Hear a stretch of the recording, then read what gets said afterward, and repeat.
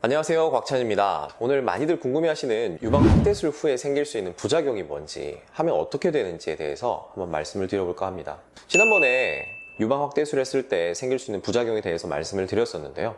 그때 감염이나 피막 구축이 생길 수 있다, 생각보다 무겁다, 엎드릴 때 신경 쓰인다, 이런 얘기들을 했었는데요. 말씀드린 거 이외에도 사실 유방 성형했을 때 생길 수 있는 부작용들이 여러 가지가 있습니다. 하지만 이게 수술법에 따라서 생길 수 있고 아예 안 생기는 문제들도 있고 그렇기 때문에, 그래서 오늘은 수술법에 따라서 어떻게 달라질 수 있는지 몇 가지 설명을 한번 드려볼까 해서 준비해봤습니다. 바로 본론으로 가시죠.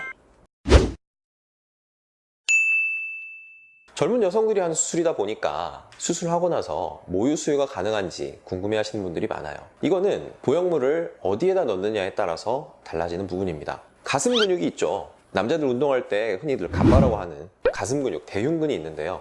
이 대흉근 밑에다가 보형물을 넣게 되면 모유 수유하는데 아무 문제가 없지만, 가슴 근육 위에다가 넣게 되면 모유 수유가 어려워질 수가 있습니다. 요즘 수술은 대부분 수술이 가슴 근육 밑에다가 보형물을 넣기 때문에 모유 수유하는 데는 문제가 없다고 보시면 돼요. 옛날에는 임플란트가 터질 수도 있지 않느냐, 이런 얘기가 사실 있었습니다. 그래서 그게 터지게 되면 젖에 섞여가지고 섞여서 나오는 게 아니냐 하는 이런 공포스러운 얘기를 하는 분들도 있었어요. 하지만 요즘 임플란트는 설사 터지더라도 마이구미 젤리처럼 비교적 고체 형태를 유지하기 때문에 흘러서 젖에 들어가는 일은 사실 거의 없다고 보시면 돼요. 정리하면 가슴 근육 밑에다가 유방 보형물을 넣는 수술을 받게 되면 모유 수유에는 문제가 없다, 이렇게 아시면 되겠습니다.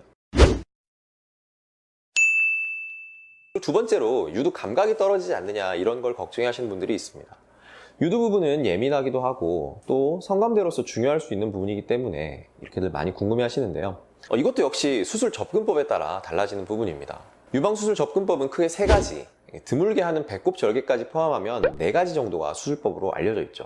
가슴 밑에 주름 절개법, 유륜 주변 절개법, 겨드랑이법, 이 정도 3가지가 널리 쓰이는 방법 중 하나입니다.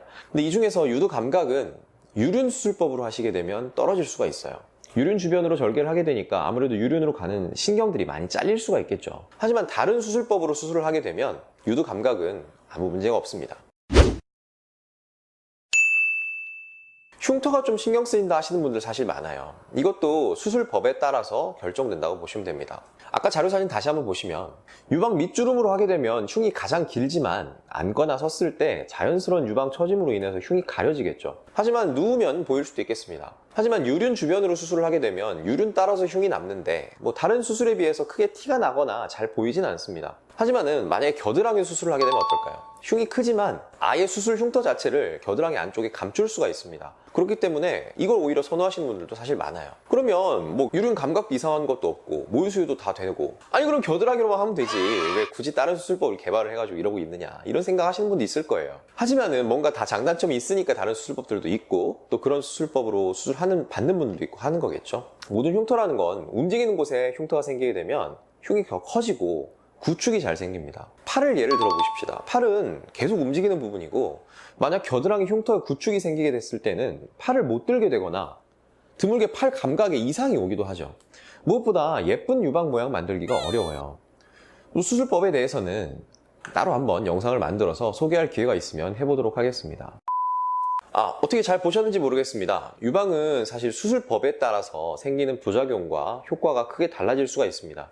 그래서 수술 전에 전문의 선생님과 충분한 상담을 받으셔야 돼요. 자기 유방이 어느 모양인지, 생각보다 작은 유방인 경우에는 겨드랑이 수술을 하더라도 방내하는데 크게 문제가 없는 경우도 있고, 또 너무 큰 유방이거나 가임기 여성, 수유를 준비하고 있는 이런 분들인 경우에는 또 다른 수술법을 선택해야 되는 경우도 있겠죠. 어떤 수술법이 제일 좋다는 건 없기 때문에 각 방법마다 장단점이 있다고 생각하시는 게 좋을 것 같습니다. 오늘 영상은 여기까지입니다. 유익하셨다면 좋아요, 구독 잊지 마시고요. 다음 영상에서 더 좋은 주제로 뵙겠습니다. 감사합니다.